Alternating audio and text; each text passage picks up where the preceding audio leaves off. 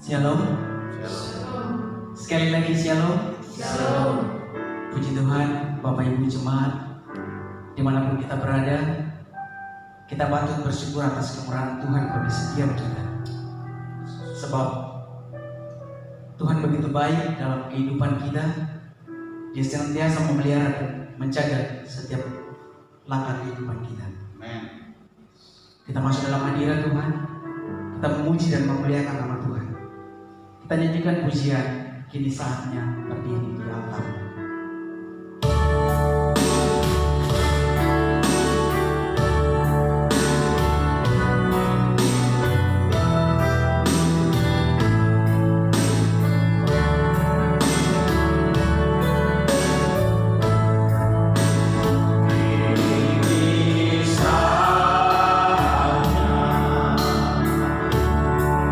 Berdiri di hadapan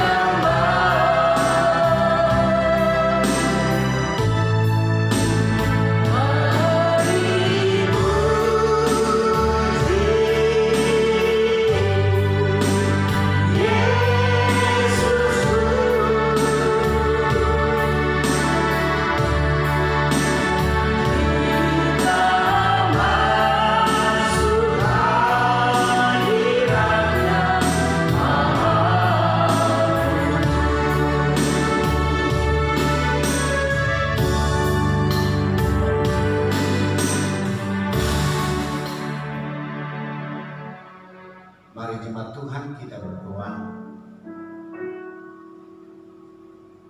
Allah Bapa di dalam surga, Allah yang Maha Kuasa pencipta langit dan bumi, Tuhan yang kami puja dan sembah di dalam nama Kristus Yesus.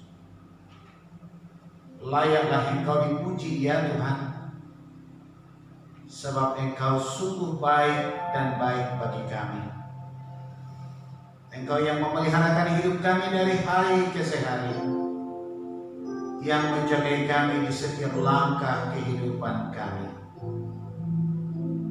Kami jemaat-Mu di tempat kami masing-masing bersujud syukur kepada Tuhan dan mengangkat ibadah ini. Kiranya Engkau berkenan atas pujian dan penyembahan kami. Lawatlah kami Tuhan, segarkanlah roh kami, dan biarlah kami bersuka memuliakan Engkau. Dari awal, pertengahan hingga akhir, seluruh rangkaian ibadah kami yang kami selenggarakan di setiap rumah dan tempat tinggal kami, Tuhan memberkati. Dan hamba-hamba Tuhan yang melayani diurapi oleh Roh-Mu, sehingga sukacita damai sejahtera meliputi kami sekalian.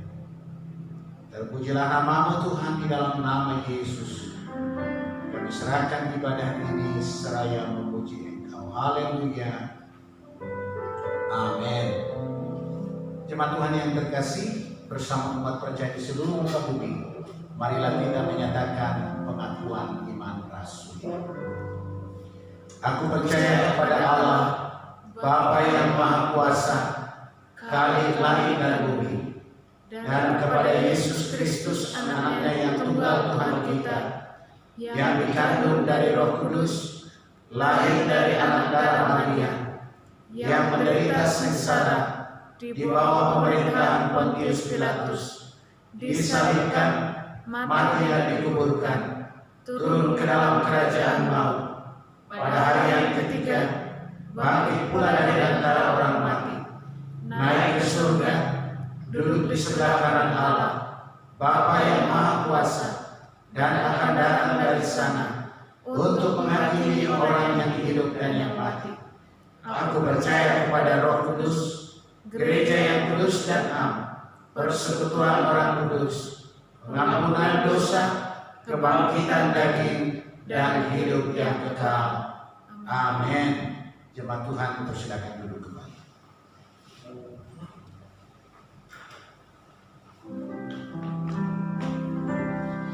Shalom. Shalom. Bapak Ibu jemaat, kita dipilih dari segala bangsa, kita dipilih menjadi umat Tuhan. Amin. Itu berarti kita patut menaikkan ucapan syukur kehadiran Tuhan, sebab oleh karena kebaikan Tuhan kita bisa menjadi umat pilihan Tuhan. Amin. Mari kita nyanyikan pujian ini. Kita dipilih dari segala bangsa.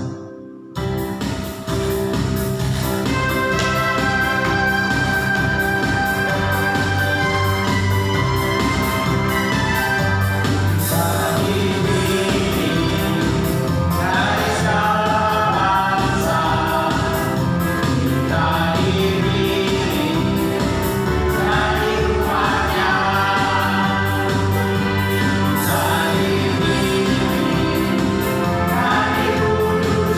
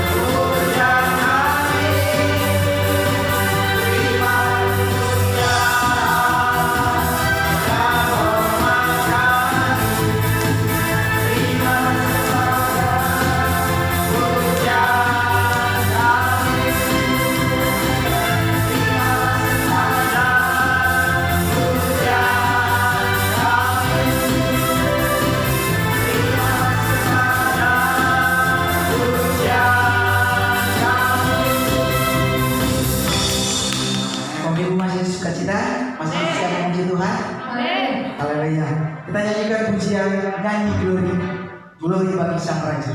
Haleluya.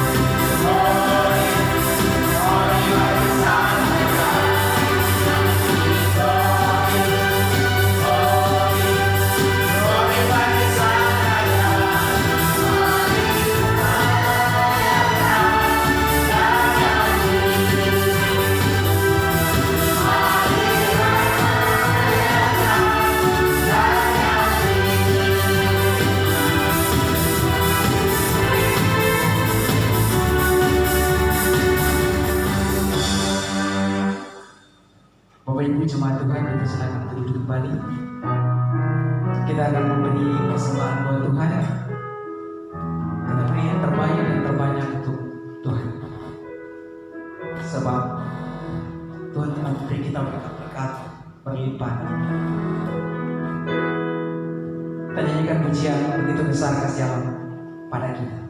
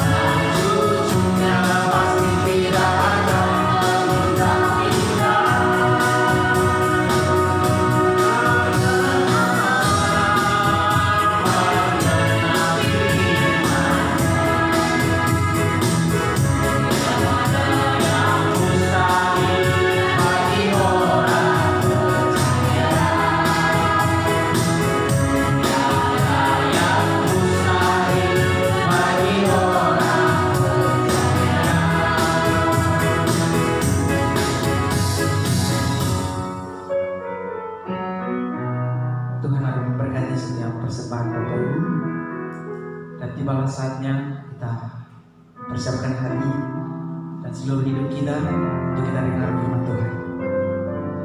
Sebab oleh karena kemurahan Tuhan kita ada sampai hari ini. Kita nyanyikan pujian ini dan kita sambut kebenaran firman Tuhan.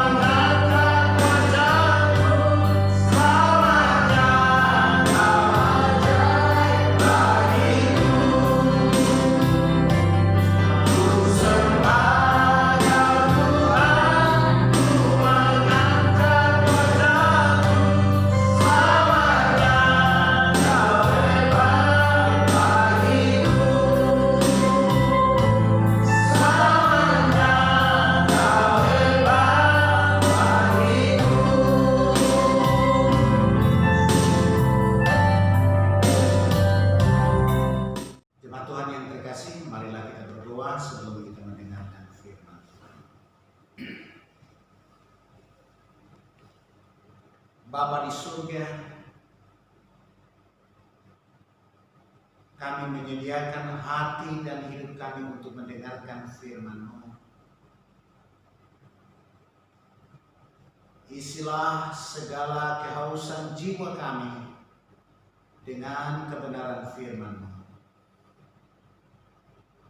Di tengah kesukaran kehidupan, supaya kami beroleh kekuatan dan kami berkemenangan.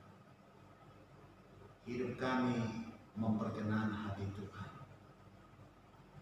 Hamba menyerahkan diri di atas mezbah dua ketangan kasih karunia. Urapilah dan pakailah untuk menyatakan isi hatimu bagi kami sekalian lewat kebenaran firman Tuhan.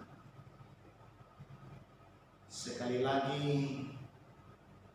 kami sediakan hati untuk menyambut firman-Mu. Berfirmanlah kepada kami Tuhan. Di dalam nama Tuhan Yesus kami berdoa. Amin. Selamat pagi saudara, shalom. Shalom. Selamat pagi saudara, shalom. Shalom. Kita patut memuji Tuhan di tengah krisis yang masih melanda negeri kita dan bangsa-bangsa di dunia. Pemeliharaan Tuhan nyata atas kita. Pada kebaktian kita pagi ini, saya ingin mengajak jemaat melihat satu tema dari kebenaran firman Allah, yakni iman sejati. Sesungguhnya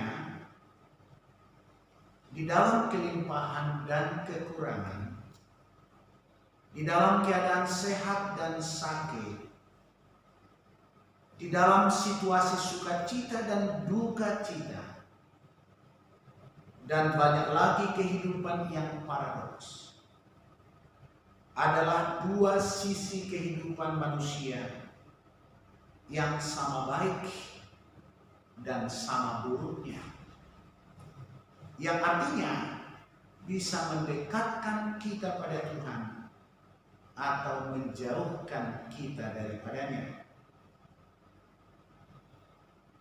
Dalam kelimpahan ada banyak orang menjauh dari Tuhan dan menikmati segala kelimpahan, seolah-olah kelimpahan itu adalah dari jerih lelahnya, dari kekuatannya, atau dalam keberuntungannya. Tetapi sebaliknya, di dalam kelimpahan ada orang semakin menyadari betapa Tuhan baik dan ia mendekatkan diri dengan penuh syukur kepada Tuhan. Di dalam kekurangan ada orang marah, geram, bahkan meninggalkan Tuhan, menuduh Tuhan sebagai jahat. Tetapi sebaliknya, di tengah kekurangan ada banyak orang semakin mendekatkan diri pada Tuhan. Orang-orang ini sadar betul bahwa pertolongan dan kekuatan, jalan keluar satu-satunya ada pada Tuhan. Saudaraku, dua sisi kehidupan manusia itu diizinkan oleh Allah untuk membentuk dan menguji hakikat keberimanan kita kepada Dia. Sesungguhnya Allah mencari umat yang memiliki iman sejati kepadanya, bukan umat yang beriman karena berkat-Nya. Maka saya mengajak jemaat Tuhan untuk melihat kebenaran firman Allah dari kitab Daniel pasal yang ketiga, ayat yang ke-17 sampai ayat yang ke-18. Daniel pasal yang ketiga, ayat 17 sampai ayat ke-18. Jemaat Tuhan, perhatikan firman Tuhan ini. Daniel pasal 3 ayat 17 dan ayat yang ke-18. Jika Allah kami yang kami puja sanggup melepaskan kami, maka Ia akan melepaskan kami dari perapian yang menyala-nyala itu dan dari dalam tangan-Mu, ya Raja. Tetapi seandainya tidak, hendaklah Tuanku mengetahui, ya Raja, bahwa kami tidak akan memuja dewa Tuanku dan tidak akan menyembah patung emas yang Tuanku dirikan itu. Saudaraku yang terkasih, teks ini muncul dalam sebuah kisah Sadrak, Mesak, dan Abednego, saudara sebangsa, saudara seperguruan, saudara sebagai orang-orang pendatang dalam kerajaan Nebukadnezar dari Daniel. Kalau kita baca Daniel pasal yang pertama, memberikan kita sedikit latar belakang bahwa kerajaan Yehuda, Yerusalem, dalam kuasa Raja Nebukadnezar, kerajaan Babel. Allah mengizinkan bangsa ini ditawan oleh Nebukadnezar, mereka dalam kuasa Babel, supaya mereka kembali kepada Tuhan, supaya mereka mencari Tuhan, supaya mereka mengandalkan Tuhan. Penderitaan sebagai bangsa tawanan, kesukaran sebagai bangsa tawanan adalah atas seizin Tuhan dengan maksud agar bangsa itu mencari Tuhan. Di tengah-tengah tawanan Raja Nebukadnezar, Raja mencari potensi-potensi yang terbaik dari semua bangsa jajahan, termasuk bangsa Israel. Dan ditemukanlah Daniel dan teman-temannya yang nama mereka diubah menurut budaya dan tradisi Babel, supaya karakter dan sifat mereka menjadi karakter dan sifat Babel. Tetapi karena cinta anak-anak muda ini kepada Tuhan, mereka tetap bersekutu dengan Tuhan. Mereka menjaga ibadah mereka kepada Tuhan. Di tengah proses pengubahan itu oleh Raja Babel, Sadrak, Mesak, dan Abednego, juga Daniel tetap teguh percaya kepada Allah Israel, Tuhan yang hidup. Saudara, kita sudah tahu dari kebenaran Alkitab firman Tuhan bahwa ternyata Daniel dan teman-temannya, Sadrak, Mesak, dan Abednego, yang telah mengikuti pendidikan oleh Raja Nebukadnezar, sudah ditemukan sebagai pelajar-pelajar yang sangat pandai, pelajar-pelajar yang melebihi pelajar yang lain dari sudut kepandaian bahkan hikmat. Dikatakan oleh Alkitab, Daniel ditemukan 10 kali lebih pandai dari orang-orang terpandai lainnya. Maka kepada mereka, setelah lulus dalam sekolahnya sekitar 3 tahunan, Daniel, Sadrak, Mesak, dan Abednego mendapat kehormatan untuk menjadi penguasa wilayah kerajaan Babel. Kondisi itu menimbulkan iri hati dan kecemburuan dari banyak orang, sehingga dibuatlah perangkap bagaimana menjebak Daniel. Dibuatlah perangkap bagaimana menjebak Sadrak, Mesak, dan Abednego. Mereka menjadi pihak yang dimata-matai. Dan saudara, teks yang kita baca adalah hasil dari pengaduan dari sekelompok orang yang membenci anak-anak Tuhan ini.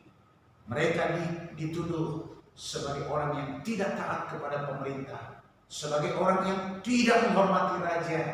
Sebab memang Sadrak, Mesak, dan Abednego, juga Daniel, tidak mau menyembah patung buatan raja, tidak mau menyembah dewa-dewa di Babel. Mereka tetap beribadah kepada Allah yang hidup, Allah Israel. Maka mereka diadukan kepada raja. Saudara, ayat sebelum teks yang kita baca, raja geram tetapi menyayangkan situasi itu. Maka Sadrak, Mesak, dan Abednego diberikan kesempatan kedua oleh raja.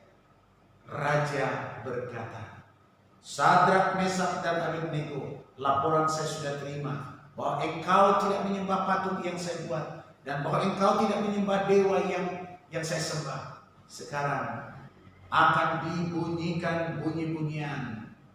Ketika kamu mendengarnya, sujudlah menyembah kepada dewa-dewaku, sujudlah menyembah kepada patung buatan itu. Tetapi kalau tidak, engkau saat ini juga akan dilemparkan ke api yang akan menghanguskan. Saudara, penawaran raja itu kesempatan kedua yang diberikan oleh raja itu kepada Sadrak, Mesak, dan Abednego. Ayat 16. Lalu Sadrak, Mesak, dan Abednego menjawab Raja Nebukadnezar, tidak ada gunanya kami memberi jawab kepada Tuanku dalam hal itu. Jika Allah kami yang kami puja sanggup melepaskan kami, maka ia akan melepaskan kami dari perapian yang menyala-nyala itu dan dari dalam tanganmu, ya Raja. Tetapi seandainya tidak, hendaklah Tuanku mengetahui, ya Raja, bahwa kami tidak akan memuja dewa Tuanku dan tidak akan menyembah patung emas yang Tuanku dirikan itu. Maka saudara, dari teks ini saya membangun sebuah tema untuk kita, bahwa sungguh-sungguh Allah mencari iman sejati di antara anak-anaknya. Iman sejati ditunjukkan oleh Sadrak, Mesak, dan Abednego yang dicirikan dua hal. Yang pertama, teguh percaya di tengah kemustahilan. Teguh percaya di tengah kemustahilan. Sadrak, Mesak, dan Abednego tidak sedang berhadapan dengan panglima, tidak sedang berhadapan dengan pengadilan dari hakim-hakim, tetapi dia berhadapan dengan raja, di mana mereka tahu perkataan raja adalah hukum. Perkataan raja harus dilaksanakan. Melawan perkataan raja sama dengan kematian. Dan raja menawarkan kesempatan kedua agar Sadrak, Mesak, dan Abednego mendengar bunyi-bunyian musik yang dilantunkan, sujud menyembah, mereka akan selamat.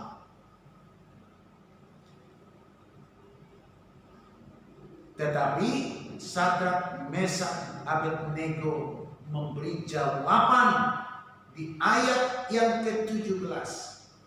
Jika Allah kami yang kami puja sanggup melepaskan kami, maka ia akan melepaskan kami dari perapian yang menyala-nyala itu. Saudara, teguh percaya di tengah kemustahilan. Kita tahu di ayat selanjutnya, ketika jawaban Sadrak, Mesak, dan Abednego begitu tegas kepada raja, maka raja menjadi murka dan geram. Dia perintahkan supaya dipanaskan api berlipat kali dari biasanya. Dan kita tahu algojo-algojo yang mengikat Sadrak, Mesak, Abednego, yang memegang mereka dan melemparkan ke dalam perapian itu. Oleh karena panasnya perapian itu, mereka pun ikut terbakar.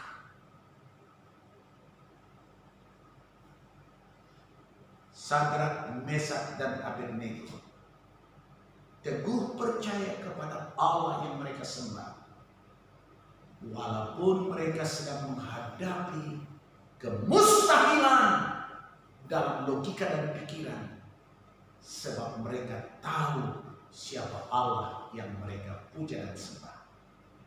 Adalah Allah yang melampaui api, adalah Allah yang punya kuasa di surga dan di bumi, adalah Allah yang baginya tidak ada yang mustahil. Teguh percaya di tengah kemustahilan. Saudara, iman sejati Sadrak, Mesak, dan Abednego dicirikan yang kedua, kesetiaan absolut kepada Allah. Yang pertama, teguh percaya di tengah kemustahilan.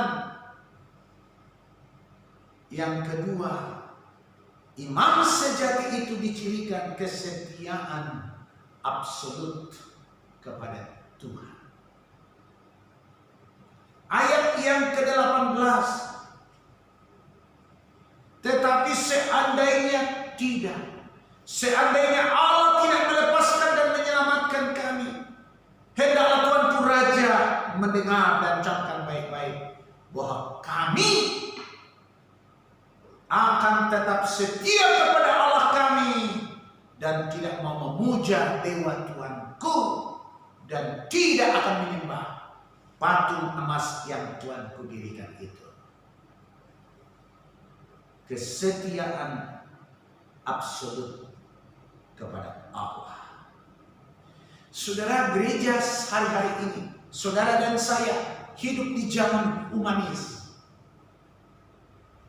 Apa artinya itu kalau dibandingkan dengan teks ini? Konsep humanisme bahwa manusia adalah yang terpenting. Manusia adalah yang terpenting. Semua penemuan, semua karya, endingnya adalah kesenangan, nikmat bagi manusia. Bahkan di zaman humanis sekarang ini, Allah ada untuk manusia. Allah ada untuk manusia. Maka Allah wajib harus melakukan mukjizat demi manusia. Konsep ini tidak alkitabiah. Kita butuh mukjizat, kita perlu pertolongan Allah, tetapi Allah bukan pribadi yang kita paksa untuk memenuhi hasrat dan keinginan kita manusia.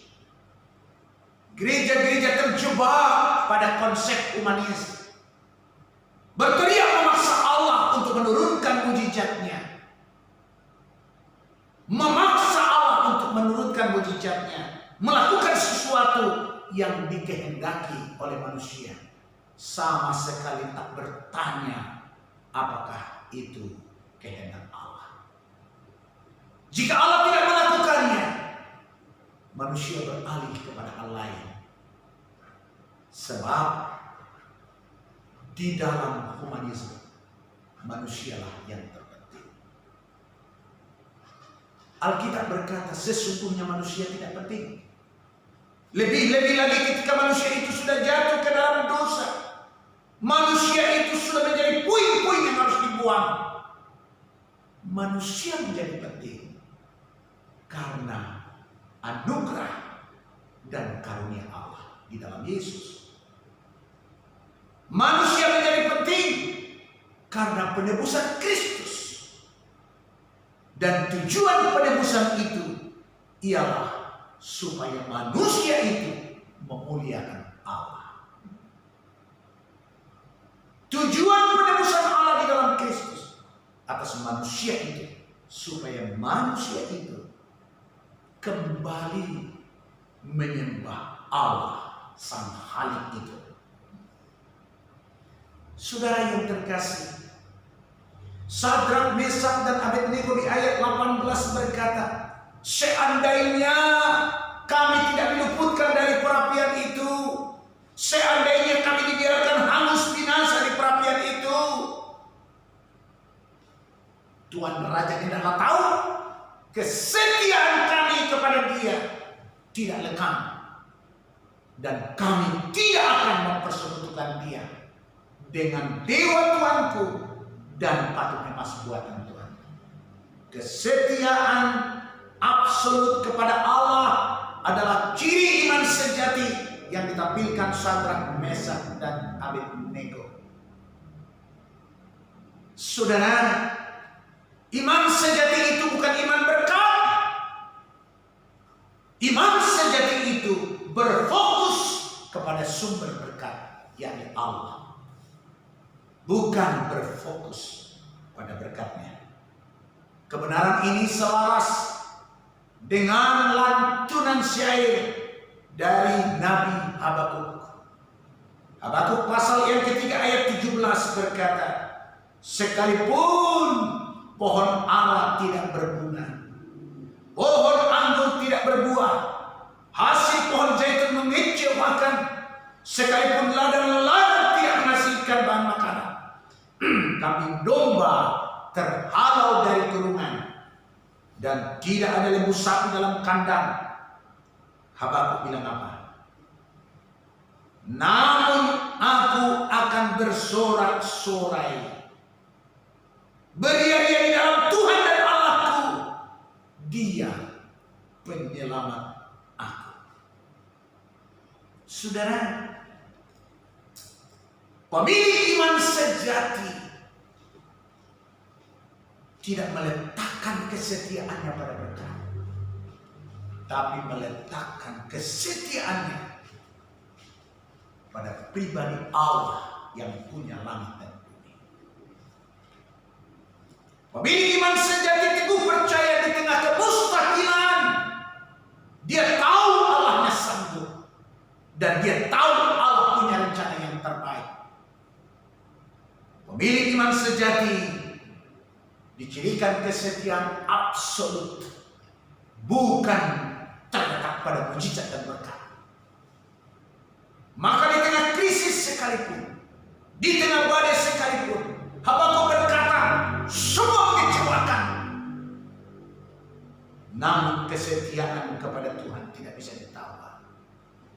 Sebab iman sejati dicirikan kesetiaan absolut kepada Allah.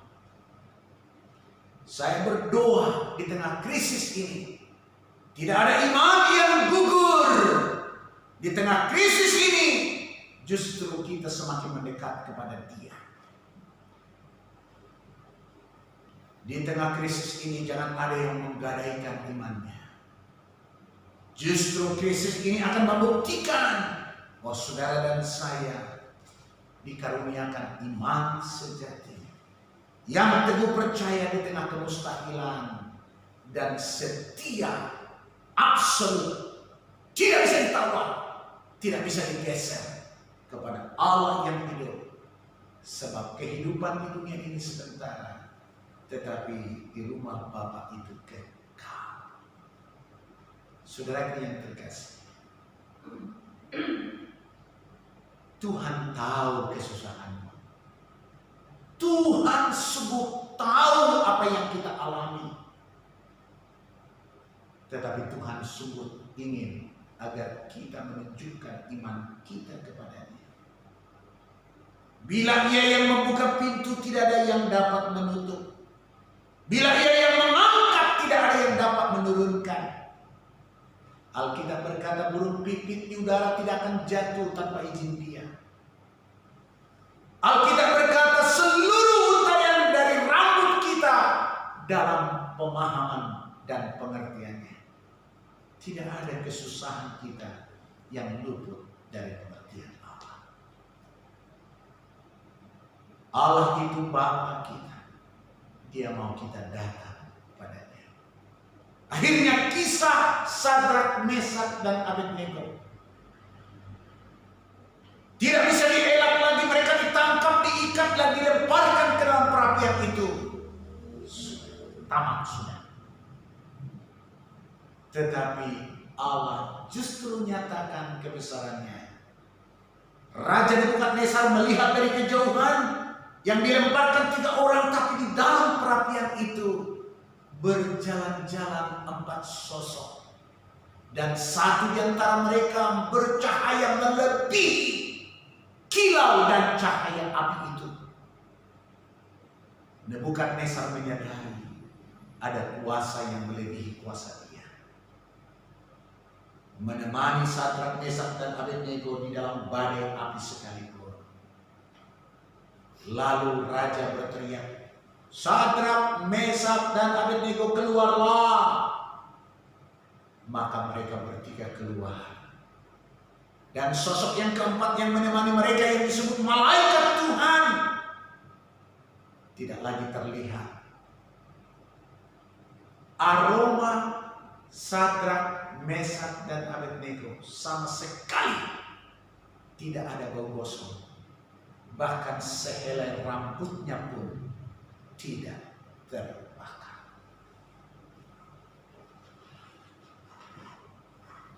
Maka Raja Nebukadnezar memberi ikhtiar bahwa di semua kerajaannya tidak seorang pun boleh menghina Allah yang disembah Sadrak, Mesak, dan Abednego. Jika ditemukan ada orang yang menghina Allah, Sadrak, Mesak, dan Abednego, orang itu akan dihukum mati. Kemuliaan bagi Tuhan. Saudara, dalam konteks ini kita menyadari kesukaran yang dialami, bahkan yang dialami oleh anak-anak Tuhan hari-hari ini, tidaklah luput dari pengertian Tuhan. Tuhan tidak sedang senyum-senyum melihat kita. Dia paham segala sesuatu. Tetapi sebagai hati Bapa, dia menantikan kita menunjukkan iman sejati kita, bahwa kita teguh percaya di tengah kemustahilan ini. Dan kita memelihara kesetiaan absolut kepada Dia, Allah Juru Selamat kita. Doa saya, tidak ada yang terhilang seorang pun. Doa saya, Anda akan teguh di dalam Tuhan dan semakin banyak beribadah dan berdoa bagi Dia, membaca firman-Nya di tengah krisis yang ada. Orang-orang yang memiliki iman sejati akan diluputkan, sebab Tuhan Allah kita itu hidup. Tuhan Yesus memberkati saudara sekalian. Marilah kita tundukkan kepala. Bapak, terima kasih atas firman-Mu yang boleh kami dengarkan dari kitab Daniel pasal yang ketiga. Pengalaman hidup Sadrak, Mesak, dan Abednego yang ditulis dari kebenaran dalam kebenaran firman-Mu, menginspirasi kami dan mengajari kami bahwa iman sejati dicirikan teguh percaya di tengah kemustahilan dan kesetiaan absolut kepada Allah. Kami tidak berorientasi pada berkat, tapi kepada Allah yang hidup. Engkau mengerti segala persoalan kami. Bapa, meteraikan firman-Mu, dan saya berdoa tidak seorang pun di antara jemaat-Mu hilang dari hadirat-Mu, menjauh dari persekutuan dengan-Mu oleh karena persoalan dan tantangan kehidupan ini. Saya berdoa ketika harinya tiba, kami diizinkan dan situasinya mengizinkan, kami berhimpun lagi di dalam gereja Tuhan. Jemaat-Mu sekalian, tidak seorang pun yang terhilang, tapi mereka semakin bergairah, memegang teguh iman percayanya di dalam Kristus Yesus. Sebab langit dan bumi akan lenyap, tetapi kami yang percayakan Tuhan, firman-Mu akan tinggal tetap. Meteraikan firman-Mu dan berkatilah kami sekalian. Terima kasih Bapa. Terima kasih Tuhan. Mari jemaat Tuhan bangkit berdiri.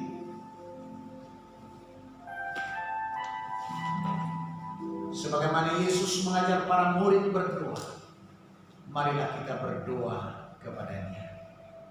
Bapa kami yang di surga, dikuduskanlah nama-Mu, datanglah kerajaan-Mu, jadilah kehendak-Mu di bumi seperti di surga.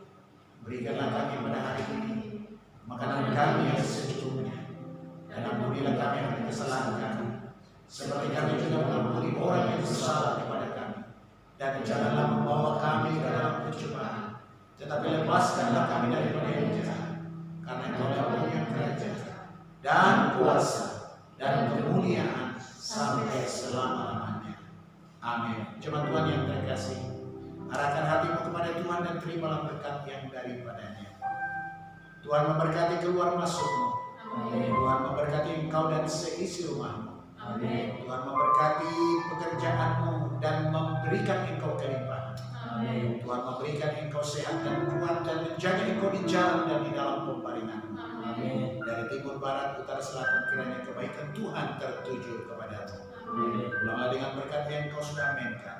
Sebab kasih Allah Bapa pencipta langit dan bumi, anugerah Tuhan Yesus Kristus, persekutuan Allah Roh Kudus memeteraikan berkatnya bagimu hari ini sampai Maranatha Tuhan datang kembali.